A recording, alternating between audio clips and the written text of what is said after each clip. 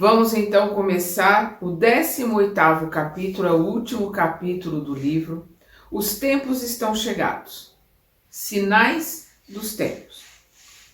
Os tempos marcados por Deus são chegados, dizem-nos de todos os lados, em que grandes acontecimentos vão se realizar para a regeneração da humanidade. Em que sentido se devem entender essas palavras proféticas? Para os incrédulos, elas não têm nenhuma importância. A seus olhos, tal não passa da expressão de uma crença pueril e sem fundamento.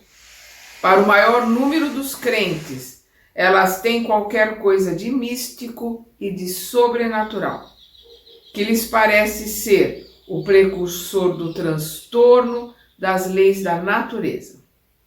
Essas duas interpretações são igualmente errôneas. A primeira, em que implica a negação da providência, né? A questão do sobrenatural, né? Para o maior número de crentes, elas têm qualquer coisa de místico e de sobrenatural, que lhes parece ser o precursor do transtorno das leis da natureza. Essas duas interpretações, né? Que para os incrédulos não tem nenhuma importância, não passa a expressão de uma crença pueril e sem fundamento, para o maior número de crentes, de que é uma coisa mística e sobrenatural. Então ele coloca, essas duas interpretações são igualmente errôneas. A primeira, em que ela implica a negação da providência, né? Da providência divina, da misericórdia, do pai que está acompanhando o engatinhar dos filhos. A segunda, em que essas palavras não anunciam a perturbação das leis da natureza, mas sim o seu cumprimento. Tudo é harmonia na criação. Tudo revela uma previdência que não se desmente, nem nas menores coisas, nem nas maiores. Devemos, pois, desde o início, afastar toda ideia de capricho inconciliável com a sabedoria divina. Em segundo lugar, se nossa época é marcada para a realização de certas coisas, é que elas têm sua razão de ser na marcha do conjunto. Perdão, vamos lembrar que nós lemos no nosso estudo passado o sermão profético, né, Mateus 24. E tudo que está sendo colocado ali, algumas pessoas levam ao pé da letra. Mas tsunamis, terremotos, isso sempre aconteceu e sempre vai acontecer, faz parte da geologia da Terra. O que Jesus está colocando ali, nós já falamos isso no nosso estudo passado, são as tsunamis interiores, são os terremotos interiores das pessoas e da sociedade na sua essência, né, na sua colocação. E a gente vai ver aqui que o Kardec acha que a regeneração já está mesmo, a regeneração já está, a transição já está caminhando faz tempo. Ele coloca aqui a questão da transição, ele acha que já está ali no começo, para começar a regeneração. Infelizmente ainda não, nem na metade do século XX, nem agora, nós estamos caminhando, tá em alguns lugares, em alguns processos, sim, algumas bolhas, sim, mas nós estamos na transição cada vez mais, digamos assim, acelerada, cada vez mais sentida, né? Cada vez mais forte. Mas na época do Kardec, por causa das guerras, né, franco-prussianas, por causa do povo querer eles estavam ali sob o domínio de Napoleão III, nós vamos ver as ideias de Karl Marx, achando que as coisas já estão mudando para uma ideia socialista. Nós vamos ver uma série de colocações na metade do século XIX, que é a época de Kardec, que o Kardec achou que em pouco tempo as coisas iriam mudar. E a gente vê isso muito claramente nas revistas espíritas dessa época, de 1867, quando ele estava escrevendo aqui esse livro, em 1868, ele faz os ensaios, ele faz as colocações na revista, e aí aqui nesse livro ele está colocando as suas teorias e colocando algumas coisas que ele colocou na revista. Isto posto, diremos que nosso globo, como tudo quanto existe, está sujeito à lei do progresso. Nós vamos ver na segunda metade ali do livro dos Espíritos a colocação da lei do progresso. tudo está em progresso, tudo está caminhando. O planeta Terra é um ser vivo e está caminhando. E nós, espíritos que somos, encarnamos e reencarnamos aqui na Terra, também para o nosso progresso. Estamos caminhando para o progresso, para a modificação, para a melhoria, e o planeta também está caminhando para o progresso. É isso que ele coloca aqui. Isso posto, diremos que nosso globo, como tudo quanto existe, está sujeito à lei do progresso. Progride fisicamente pela transformação dos elementos que o compõem e moralmente pela purificação dos espíritos encarnados e desencarnados que o povoam. Então aqui nós vamos ver o caminhar do planeta, o caminhar da ciência, o caminhar da arte, da filosofia e o caminhar moral nosso, espíritos que estamos reencarnando de tempos em tempos aqui no planeta Terra. Infelizmente o caminhar da ciência está muito mais rápido do que o nosso caminhar moral, mas que está tudo caminhando, está. Estes dois progressos se seguem e caminham paralelamente, pois a perfeição da morada está relacionada com a do habitante. Então, o que faz o planeta se modificar, o que vai fazer o nosso planeta ser um planeta de regeneração, é a mudança interior dos habitantes do planeta. É a nossa mudança que vai fazer com que o planeta se transforme. Provas e expiações no de regeneração. Por enquanto nós estamos numa transição complicada, né, difícil, como toda transição, mas chegaremos lá. Fisicamente, o globo passou por transformações constatadas pela ciência e que sucessivamente o tornaram habitável por seres mais e mais aperfeiçoados.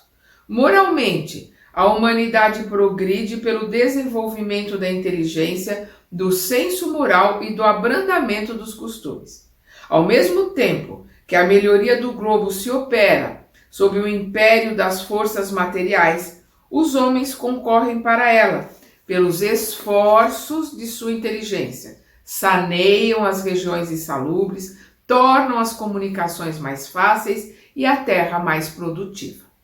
Este duplo progresso se realiza de duas maneiras: uma lenta, gradual e insensível; a outra, por modificações mais bruscas. Cada uma delas resulta num movimento ascensional, de subida, mais rápido, o qual marca com sinais nítidos os períodos progressivos da humanidade. Esses movimentos subordinados nos pormenores, então esses movimentos subordinados nos pormenores, Kardec põe em negrito aqui, nos pormenores ao livre-arbítrio dos homens, são de alguma forma fatais em seu conjunto, pois são submetidos a leis como as que se operam na germinação, no crescimento e maturação das plantas. É por isso que o movimento progressivo é algumas vezes parcial, isto é, limitado a uma raça, uma nação, outras vezes é geral. Então ele acontece em etapas, ele acontece por bolhas. A Europa muito mais evoluída na época do Kardec do que a América do Sul e principalmente do que a África, porque infelizmente na Europa tinha-se pouca notícia da África, até porque eles eram colônias e eram escravizados, e de uma certa forma a gente não quer ver aquilo que desagrada. Então a Europa não queria muito saber do que estava acontecendo e não sabia. Nós vamos ter mais informações depois, e hoje o mundo virou uma aldeia, nós temos a informação na palma da mão no momento que ela acontece, ao vivo e a cores, então as coisas se modificaram muito em termos de informação. Mas também temos o outro lado, a fabricação de notícias que interessa a este ou aquele, as famosas fake news, que nós temos que saber discernir o joio do trigo em todos os lugares, em todas as situações. Como Jesus colocou, abundariam os falsos profetas. É o que não falta hoje em dia. O progresso da humanidade se efetua, pois, em virtude de uma lei. Ora, Como todas as leis da natureza são a obra eterna da sabedoria e da presciências divinas, tudo o que é efeito dessas leis é o resultado da vontade de Deus, não de uma vontade acidental e caprichosa, mas de uma vontade imutável. Portanto, quando a humanidade está madura para franquear um grau, pode-se dizer que os tempos marcados por Deus chegaram, ou seja, terminou um ciclo. Quando a humanidade está madura, as coisas começam a mudar rapidamente. Por quê? Porque fechou um ciclo. E aí começa um outro ciclo de progresso, um outro ciclo de aprendizado. Então, portanto, quando a humanidade está madura para franquear um grau, pode-se dizer que os tempos marcados por Deus chegaram. Como se pode também dizer que em tal estação são chegados os tempos para a maturidade dos frutos e a colheita. Né? Uma colocação, uma comparação muito bonita, muito fantástica, muito pertinente que o Kardec faz. Quando nós estamos maduros, né? As coisas começam a se modificar para começar um novo aprendizado. Quando a fruta está madura, ela cai do pé para ser comida. Aí nós, quando estamos maduros, começa uma outra etapa de estudo e de aprendizado. Da afirmação de que o movimento progressivo da humanidade é inevitável porque está na natureza, não se segue que Deus esteja indiferente ao mesmo e que após haver estabelecido suas leis, haja retornado à inação, deixando que as coisas se movam por si. Suas leis são eternas e imutáveis, sem dúvida, mas porque sua própria vontade é eterna e constante, e seu pensamento anima todas as coisas sem interrupção. Seu pensamento, que penetra tudo, é a força inteligente e permanente que mantém tudo em harmonia. Se esse pensamento cessar de agir um só instante, o universo seria como um relógio sem o pêndulo regulador. Deus vela, pois, incessantemente pela execução de suas leis, e os espíritos que povoam o espaço são seus ministros encarregados dos detalhes, segundo as atribuições relativas ao seu grau de adiantamento. O universo é ao mesmo tempo um mecanismo incomensurável, não pode ser medido, conduzido por um número não menos incomensurável de inteligências. Um imenso governo onde cada ser inteligente tem sua parte de ação sob o olhar do soberano mestre, cuja vontade única mantém a unidade por toda parte. Suas leis são imutáveis, a sua vontade é única e imutável, mas o seu amor, Deus é amor, a sua misericórdia faz com que ele se mantenha o tempo todo em nós, porque Deus está em cada partícula, né? Em cada quark, que é a menor, por enquanto, é a menor partícula que nós conhecemos, em cada quark da nossa célula. Está no ar que nós respiramos, na água que nós bebemos. Está à nossa volta, está dentro de nós. Está conosco, por isso que é onisciente e onipresente. E está, por misericórdia, nos acompanhando para nos ajudar, para que possamos crescer e melhorar. Sob o império desta vasta potência reguladora, tudo se move, tudo funciona numa ordem perfeita. Aquilo que nos parecem perturbações são os movimentos parciais isolados, que só nos parecem irregulares porque nossa vista é circunscrita, né? É curta, é fechada num círculo pequeno. Se pudéssemos abarcar o conjunto, veríamos que tais irregularidades não são senão aparentes e que elas se harmonizam no todo. A humanidade realizou até hoje incontestáveis progressos. Os homens, por sua inteligência, chegaram a resultados que jamais atingiram sob o ponto de vista das ciências, das artes e do bem-estar material. Resta-lhes ainda um imenso progresso a realizar. É o de fazer reinar entre eles, entre os homens, a caridade, a fraternidade e a solidariedade para assegurar o bem-estar moral. Se Kardec, na metade do século XIX, 1867, quando ele estava escrevendo esse livro, 1868 ele foi publicar, achava que a ciência já estava no auge ali, imagina hoje, que a gente mal consegue acompanhar todas as novidades, todas as coisas que acontecem. Tal não lhes era possível, nem com suas crenças, quer dizer, o que não era possível? Reinar entre os homens a caridade, a fraternidade e a solidariedade para que haja bem-estar, para que haja tranquilidade, para que não exista fome em nenhum lugar, para que não exista pessoas, né, morrendo à míngua, sem assistência, sem remédio, sem comida. Isso é um absurdo que ainda existe em pleno século XXI, infelizmente. Então, o que ele está colocando aqui, tal não lhes era possível, nem com suas crenças, nem com suas instituições envelhecidas e superadas, restos de uma outra era, boas numa certa época, suficientes para um estado transitório, mas que, tendo dado o que comportavam, seriam hoje um ponto de parada. Já não é mais somente o desenvolvimento da inteligência o que os homens necessitam, é a elevação do sentimento, e por isso é preciso destruir tudo quanto possa excitar neles o egoísmo e o orgulho. O que o Kardec está colocando aqui? Que a mudança tem que ser interna, a mudança tem que ser interior. Nós temos que mudar de dentro para fora. O nosso relacionamento com os nossos irmãos através dessa fraternidade, da empatia. E a nossa mudança interior, para que nós não caiamos em tentação. A tentação são os nossos desejos, é aquilo que nós criamos. Para que nós possamos crescer e melhorar, e com isso caminhamos junto com a humanidade para a evolução, e o planeta evolui.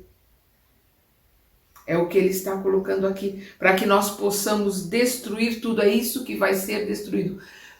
Deus não quer destruir o pecador, ele quer destruir o pecado, né? O mal. É isto que ele quer fazer. Então é o que ele diz, é por isso é preciso destruir tudo quanto possa excitar neles, no homem, o egoísmo e o orgulho. Irmos eliminando as coisas que movimentam o nosso egoísmo e o orgulho, eliminando o egoísmo e o orgulho de dentro de nós. Nós vamos modificando tudo à nossa volta.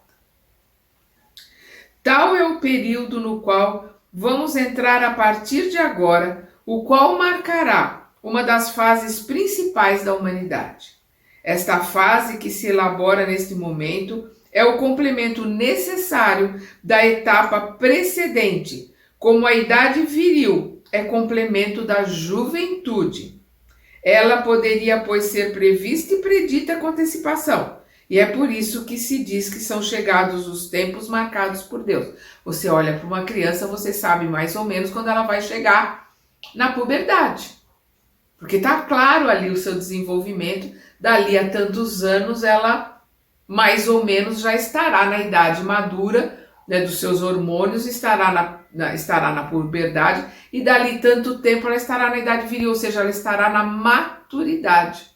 Por isso que a gente tem essas colocações, essas revelações, porque conforme a criança cresce, nós sabemos como são as outras etapas. Nosso planeta e o nosso desenvolvimento, conforme nós crescemos, os espíritos elevados, os guardiões que estão cuidando do nosso planeta, que são prepostos do Mestre Jesus, que é o governador do planeta, sabem mais ou menos pelo nosso caminhar quando nós chegaremos nesta ou naquela etapa. Tem data exata? Nunca, jamais, mas tem uma previsão, que é o que são as revelações que vêm para nós. São mais ou menos previsões. Depende da nossa escolha, do nosso livre-arbítrio. Nesse tempo, não se trata de uma mudança parcial, de uma renovação limitada a uma região, a um povo, a uma raça. É um movimento universal que se opera no sentido do progresso moral. Ele grifou aqui progresso moral.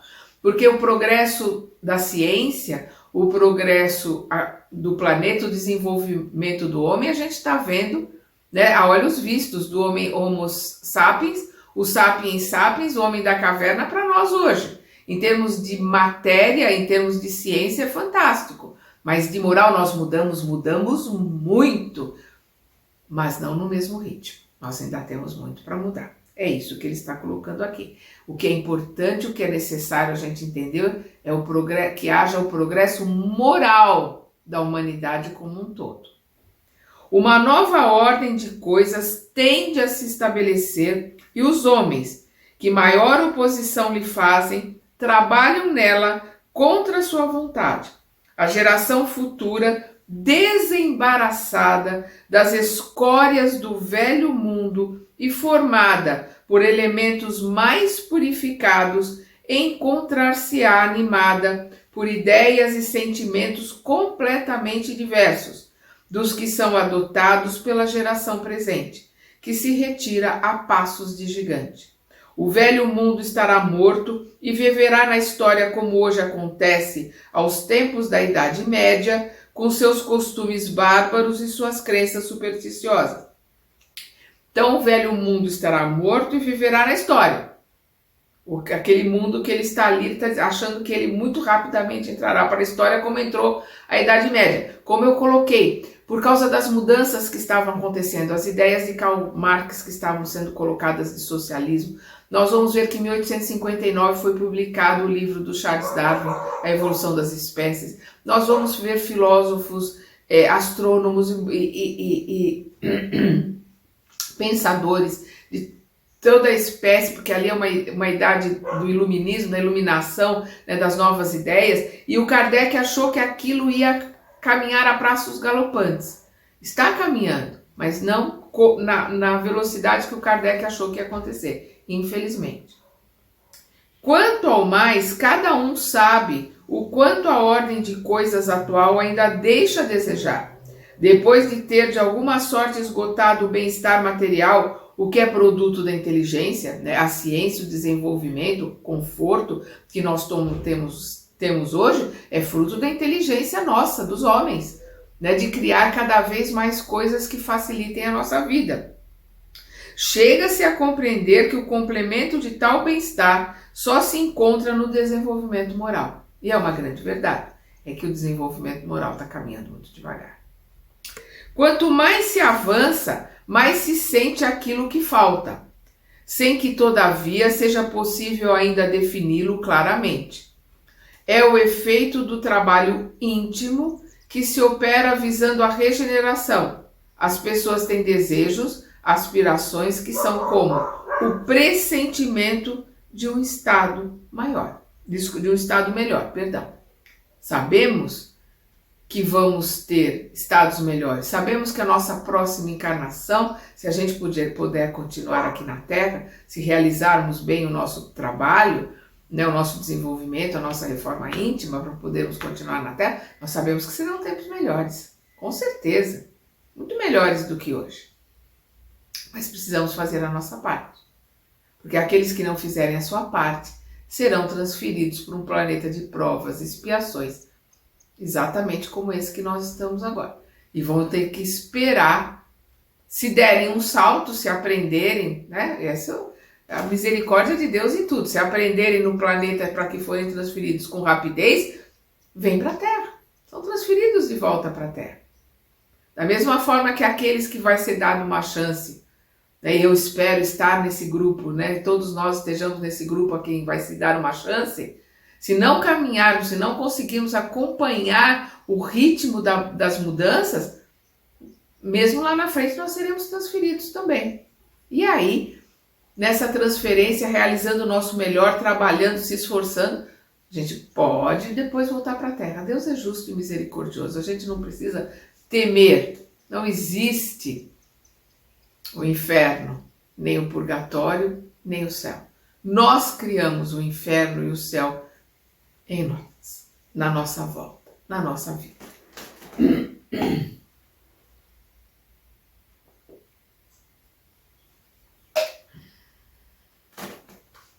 Porém, uma mudança tão radical como a que se elabora não pode realizar-se sem comoção. Há a luta inevitável entre as ideias, as lutas interiores. De tal conflito nascerão forçosamente perturbações temporárias, até que o terreno haja sido desobstruído e o equilíbrio restabelecido. É, pois, da luta das ideias que surgirão os graves acontecimentos anunciados e não de cataclismos, ou catástrofes puramente materiais.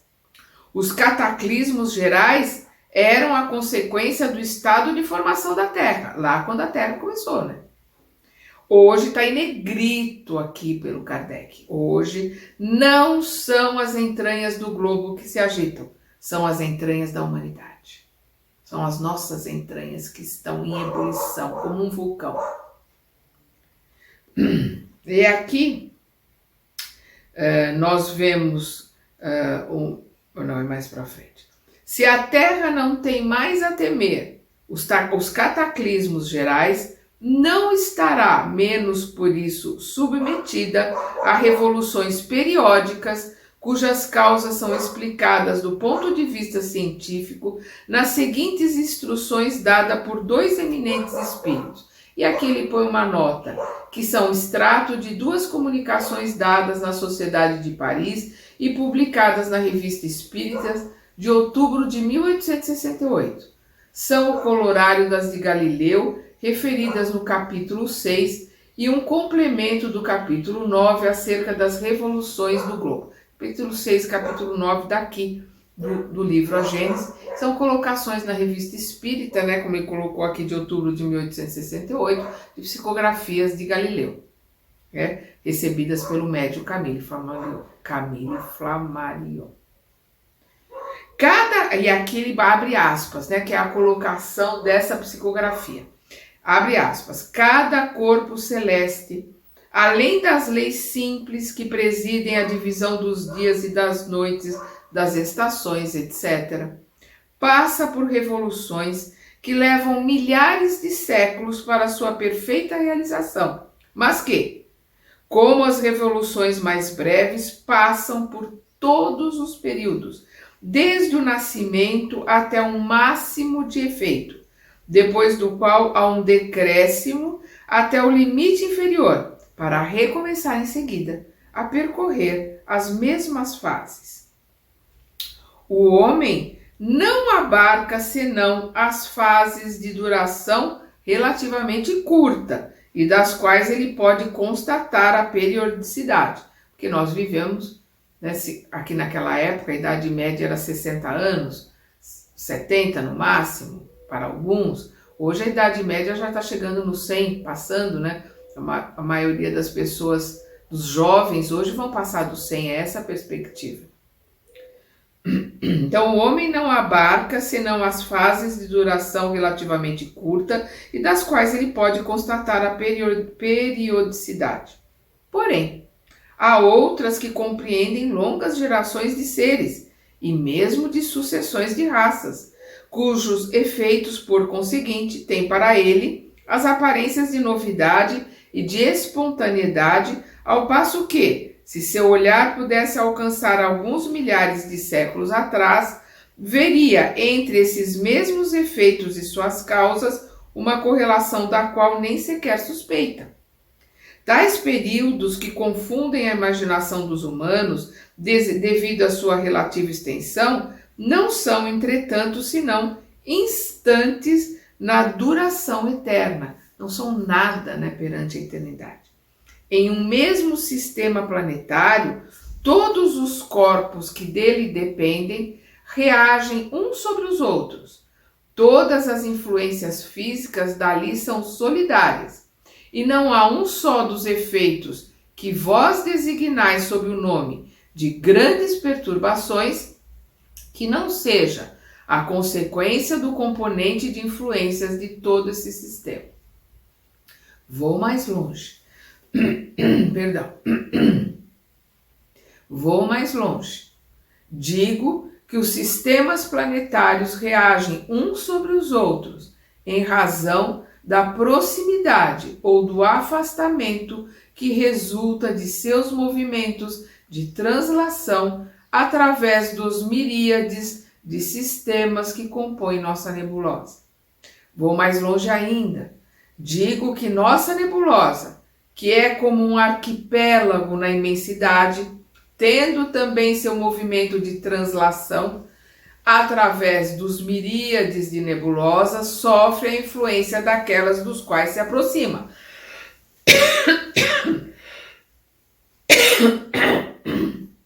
Então ele está falando, né, dos movimentos, né, que o planeta faz, né, aqui em volta do Sol, que o Sol e os seus planetas fazem dentro, né, da galáxia, que a galáxia faz dentro, né, do sistema solar e por aí vai.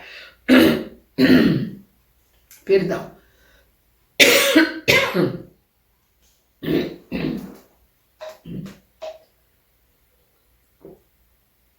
Perdão. Assim, as nebulosas reagem sobre as nebulosas, os sistemas reagem sobre os sistemas, como os planetas reagem sobre os planetas, como os elementos de cada planeta reagem uns sobre os outros, e assim, de aproximação em aproximação até o átomo. Daí, em cada mundo, as revoluções locais ou gerais, que não parecem perturbações, senão em relação à brevidade da vida, a qual não permite ver senão os efeitos parciais. A gente só consegue ver por uma reencarnação a curto prazo. Os espíritos que estão trabalhando, que estão no processo de trabalho com o nosso planeta, os planejamentos são a curto, médio e longo prazo. Eles têm condições de ver a longo prazo como aquele homem que está no alto da montanha vê toda a estrada.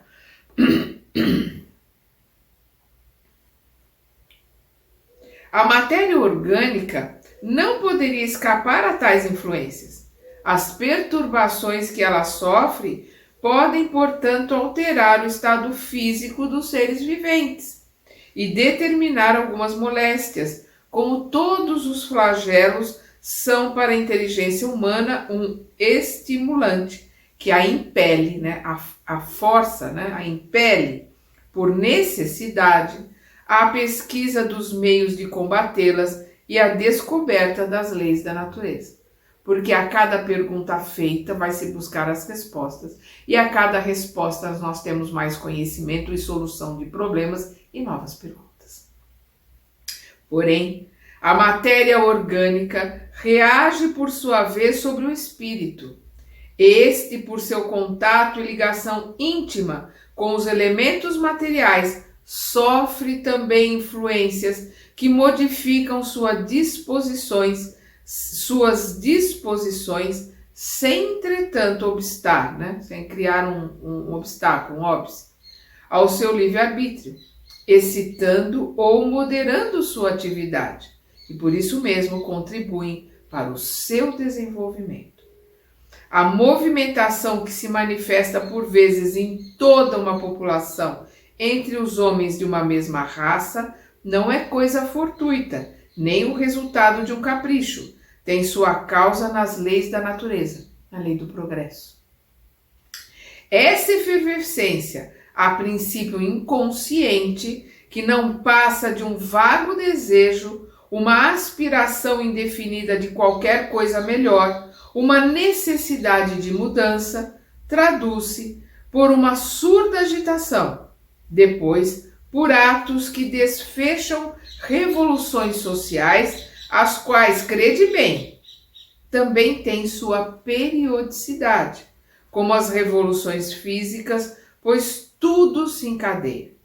Se a vista espiritual não fosse limitada pelo véu da matéria, veríeis as correntes fluídicas que, à semelhança de milhares de fios condutores, entrelaçam as coisas do mundo espiritual e do mundo material. Se nós não fôssemos limitados, nós veríamos os cordões que nos unem a várias pessoas encarnadas e desencarnadas, que o mundo está todo interligado, e hoje com a internet isso é visível, né?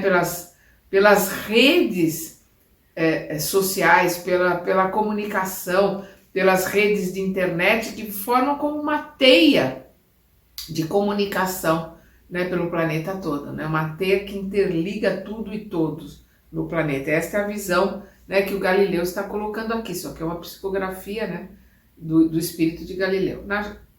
Como eu já comentei aqui no livro, nós sabemos através do Chico Xavier que é uma questão do próprio Camille Flammarion, né? Porque ele foi Galileu numa das reencarnações dele, e então ali é uma questão anímica, mas como é uma questão anímica de um espírito elevado, de um espírito com tanto conhecimento como Galileu, né, e de um espírito tão estudioso e também tão elevado como Camille Flammarion, nós temos aqui, né, esses ensinamentos fantásticos que foram psicografados. Quando se diz que a humanidade chegou a um período de transformação,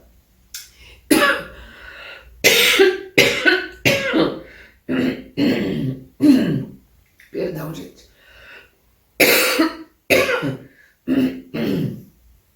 Perdão. Quando se diz que a humanidade chegou a um período de transformação e que a Terra deve se elevar na hierarquia dos mundos, não vede nessas palavras nada de místico, mas ao contrário, o cumprimento de uma das grandes leis fatais do universo, contra as quais se quebra a má vontade. E aqui ele coloca, né, como o espírito Arago, o Arago, né, que é François Arago, que foi um físico e astrônomo que desencarnou em 1853. Então nós vamos ver que ele começa aqui falando que são colocações do Galileu, mas aqui, perdão, foi um erro meu, aqui o que nós estamos lendo entre parênteses, que fechou o parênteses agora, é uma psicografia que foi recebida na Sociedade Espírita de François Arago, né, que desencarnou em 1853. Abre parênteses. Sim, certamente a humanidade se transforma, e aqui esse parênteses que eu abri é do Dr. Berry, né, que presume-se que seja o Dr. James Berry, que foi um médico militar que desencarnou em 1865, e é muito interessante porque esse Dr. Berry, quando ele desencarnou, descobriu-se que era uma mulher, que viveu a vida toda como homem, mas que o seu corpo físico era de uma mulher. Então vamos lá, abre aspas. Aqui a psicografia recebida, né, o espírito do Dr. Berry. Sim, certamente a humanidade se transforma como já se transformou em outras épocas, e cada transformação é marcada por uma crise que é, para o gênero humano, o que são as crises de crescimento para os indivíduos. Crises frequentes, penosas, dolorosas, que com elas arrastam as gerações e as instituições, mas sempre seguidas de uma fase de progresso material e moral. A humanidade terrestre, chegada a um desses períodos de crescimento, está totalmente, já há quase um século, no trabalho da transformação. É por isso que ela se agita de todos os lados, presa de uma espécie de febre e como que movida por uma força invisível, até que retorne seu assento sobre novas bases. Quem a vir então, a encontrará bem mudada em seus costumes, seu caráter, suas leis, suas crenças, numa palavra, em todo o seu estado social. Uma coisa que vos parecerá estranha, mas que nem por isso deixa de ser rigorosa verdade, é que o mundo dos espíritos que vos rodeia sofre o contragolpe de todas essas comoções que agitam o mundo dos encarnados.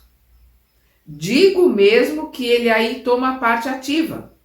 Isto nada tem de surpreendente para quem sabe que os espíritos e a humanidade não deixam de ser um todo, que eles dela saem, né? Os encarnados saem da espiritualidade, né? É o nascer, né? E o morrer volta para a espiritualidade. Que eles dela saem e nela devem reentrar. É, pois, natural que se interessem pelos movimentos que se operam entre os homens. Vamos lembrar no livro Nosso Lar, né, quando o André Luiz está ali aprendendo com a Narcisa, ali trabalhando nas câmaras de regeneração, nós vamos ver lá o tocar das trombetas, anunciando a palavra do governador, e o governador colocando ali sobre tempos difíceis, porque iria começar a guerra na terra.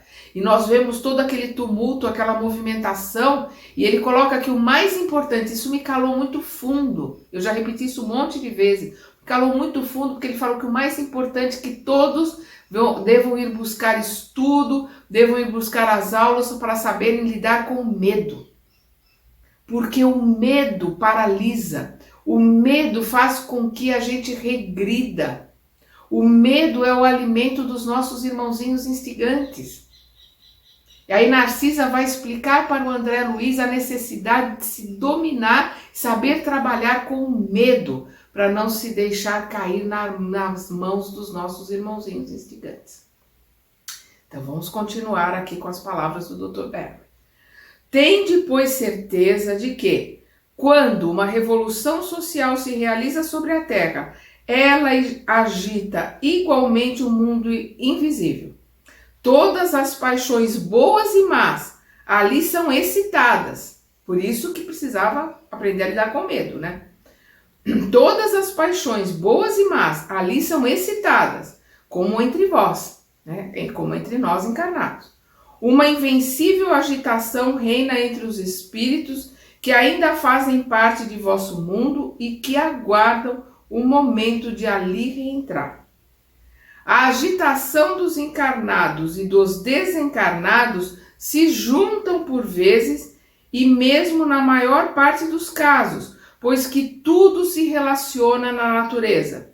As perturbações dos elementos físicos dá-se então por algum tempo uma verdadeira confusão geral, que passa como um furacão, depois do qual o céu volta a ser sereno e a humanidade reconstituída sobre novas bases, imbuída de novas ideias, percorre nova etapa de progresso.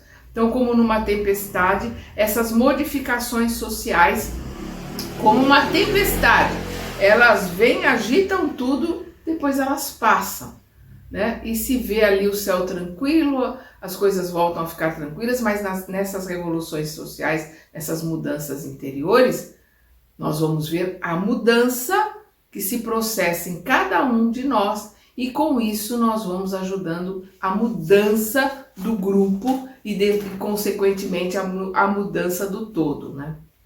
É no período que se abre que se verá florescer o espiritismo e que produzirá seus frutos. Lembrando sempre que quando se fala do espiritismo, todos os livros do Kardec, nós estamos falando da doutrina e da ciência, e não da religião. A religião foi criada pelos homens, Kardec não queria que houvesse uma religião espírita, e sim que continuasse como doutrina e filosofia, e que cada religião fosse assimilando esses conhecimentos dentro das suas colocações. É no período em que se abre que se verá florescer o espiritismo e que produzirá seus frutos. É, pois, para o futuro, mais que para o presente, que vós trabalhais. Contudo, era necessário que tais trabalhos fossem preparados antecipadamente, pois eles preparam as vias da regeneração pela unificação e a racionalidade das crenças. Felizes aqueles que dele aproveitam desde hoje. Isto será para eles um outro passo e penas poupadas. Fecha aspas, Dr. Berger, né? Dr. James Berger. Ele desencarnou em 1865. Resulta do que precede que, em consequência de seu movimento de translação através do espaço, os corpos celestes exercem uns sobre os outros uma influência maior ou menor, conforme sua aproximação e sua posição respectivas. Que essa influência pode ser causa de uma perturbação momentânea em seus elementos constitutivos. e modificar as condições de vitalidade de seus habitantes.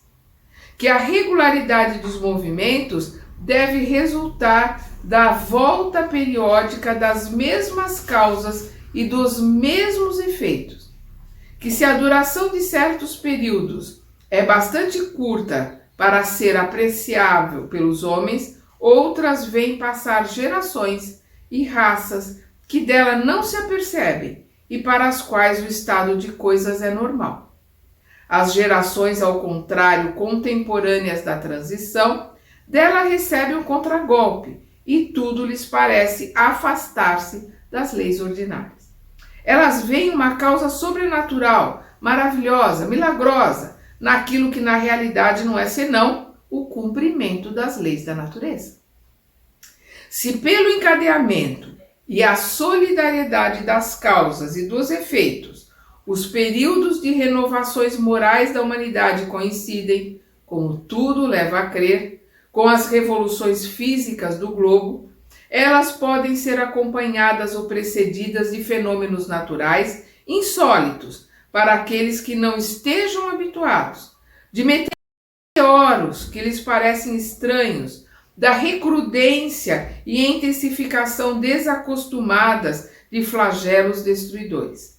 Tais flagelos não são causa nem presságios sobrenaturais, mas sim uma consequência do movimento geral que se opera no mundo físico e no mundo moral. Porque ele está colocando aqui essas colocações, essas predições, né? A gente acabou de passar por estamos passando ainda, mas passamos por um chacoalhar do planeta com a Covid-19, com a pandemia. E a gente precisa ver o que nós aprendemos com a pandemia, o que nós nos modificamos com ela, porque foi para isso que ela veio, para nos modificar interiormente, para que as nossas atitudes e as nossas colocações se modifiquem em relação ao outro, em relação ao mundo.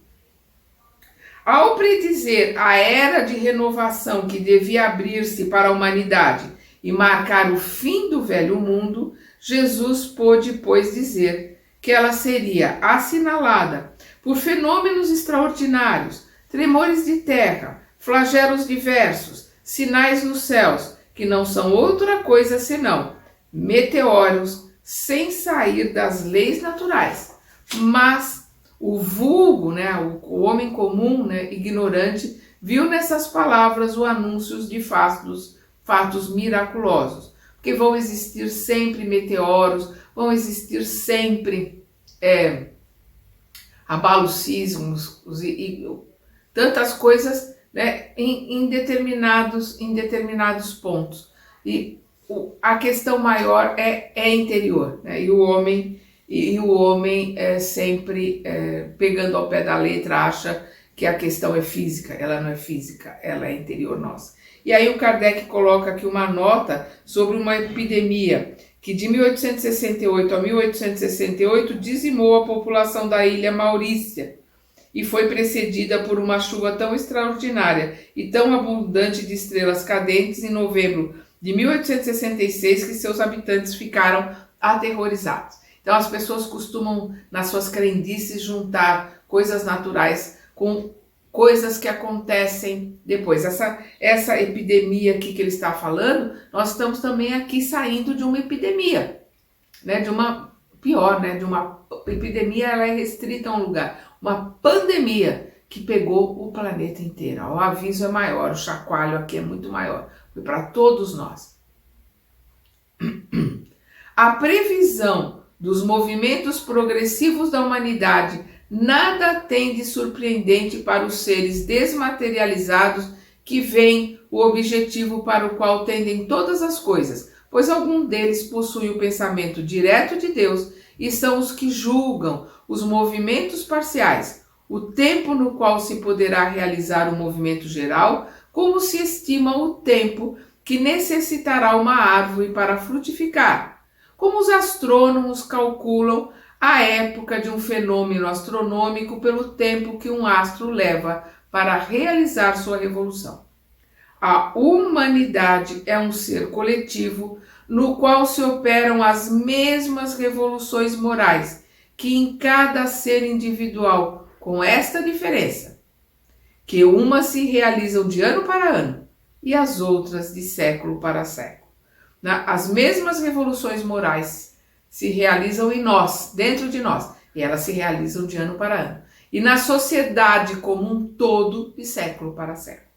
Se a seguirmos em suas evoluções através dos tempos, veremos a vida das diversas raças marcadas por períodos que dão a cada época uma fisionomia particular. A marcha progressiva da humanidade opera-se de duas maneiras, como temos dito, uma gradual, lenta, insensível, que se consideram as épocas próximas, que se traduz por melhorias sucessivas nos costumes, nas leis, nos usos, e não se percebe senão à distância, como as mudanças que as correntes de água realizam na superfície do globo. Outra, por movimentos relativamente bruscos, rápidos, semelhantes àqueles de uma torrente que rompe seus diques, que lhe fazem franquear em alguns anos o espaço que levou séculos a percorrer. É então um cataclismo moral que traga em alguns instantes as instituições do passado e ao qual sucede uma nova ordem de coisas que se assenta aos poucos, à medida que a calma se restabelece e se torna definitiva. Então é o que ele está falando, né? As coisas vão acontecer às vezes como um curso de água que vai mudando ali a paisagem, bem devagar, que só se apercebe através dos séculos. E outras vezes como um dique que arrebenta, alaga tudo e a gente vê as mudanças são praticamente instantâneas. A hora que aquele turbilhão de água passa, a gente vê que as mudanças ficaram. As marcas daquelas mudanças ficaram para a posteridade também. A quem viver tempo bastante para abarcar as apresentações da nova fase, parecerá que um mundo novo haja saído das ruínas do antigo. O caráter, os costumes, os usos, tudo mudou. É que, com efeito, surgiram homens novos, ou melhor, regenerados. As ideias adotadas pela geração que se extingue deram lugar às ideias novas da geração que se eleva. A humanidade tornada adulta tem novas necessidades, aspirações mais amplas, mais elevadas. Ela compreende o vazio das ideias nas quais foi acalentada, a insuficiência das suas instituições no tocante à sua felicidade. Ela não encontra mais no estado de coisas as satisfações legítimas cujo apelo sente. É por isso que deixa o círculo infantil e se lança, impelida por uma força irresistível, em direção a praias desconhecidas, à descoberta de novos horizontes menos estreitos. É a um desses períodos de transformação, ou, se quisermos, de crescimento moral, que chegou a humanidade. Da adolescência, ela passou à idade viril, na idade madura. O passo não pode mais bastar às suas novas... O passado não pode mais bastar às suas novas necessidades. Ela não pode mais ser conduzida pelos mesmos meios. Ela não se prende mais a ilusões e prestígios. Sua razão amadurecida necessita de alimentos mais substanciais. O presente é por demais efêmero, ela sente que seu destino é mais vasto e que a vida corporal é demasiado restrita para encerrar toda inteira. É por isso que ela lança seus olhares no passado e no futuro, a fim de descobrir o mistério de sua existência e daí extrair uma segurança consoladora. É no momento em que ela se encontra demasiado acanhada em sua esfera material, onde a vida intelectual transborda, onde o sentimento da espiritualidade se expande, que homens intitulados filósofos esperam preencher o vácuo com as doutrinas do negativismo e do materialismo. Estranha aberração. Estes mesmos homens que pretendem empurrá-la para a frente esforçam-se por circunscrevê-la no círculo estreito da matéria, de onde ela aspira a sair. Eles lhes barram o aspecto da vida infinita e lhe dizem, apontando-lhe o túmulo, nec plus ultra, ou seja, o que há de melhor, quer dizer, não tem nada mais para vir. Então aí a gente vê que com as coisas que estão acontecendo, ele está vendo os filósofos, aqueles que estão chegando, implantando o materialismo, colocando não tem nada de melhor para vir. Tem um cientista, não lembro agora o nome dele, também não deve ser dado muita importância a ele, que na academia francesa colocou que não tinha mais nada para ser descoberto. A ciência já tinha chegado no seu ápice, não tinha mais nada para acontecer. Isso na metade do século XIX, né? Na época de Kardec. E a gente vê como a mentalidade humana pode ser tão tacanha, tão pequena, mesmo entre aqueles que a gente acha que tem conhecimento. Esse cientista tinha muito conhecimento científico para a sua época, sabedoria não tinha nenhum. Então é o que ele está colocando aqui. São aqueles que querem empurrar o materialismo, empurrar as coisas, querem brechas para colocar colocando o que há de melhor. Nada melhor virá depois disso. E nós sabemos que muitas coisas melhores vieram depois da metade do século XIX. E muitas coisas ainda muito boas, muito melhores, virão daqui para frente na ciência, na filosofia, nas artes, na música, mas principalmente na mudança interior de nós. Nós somos espíritos encarnados, mas somos espíritos. A mudança interior, a mudança que nós realizaremos dentro de nós é que fará a modificação maior que vem pela frente, que é o que proporcionará o começo da regeneração. Nós paramos aqui no capítulo 14 e continuaremos no nosso próximo estudo a partir do item, não é capítulo, é item. Nós paramos no item 14, continuaremos no nosso próximo estudo, no item 15. Até lá!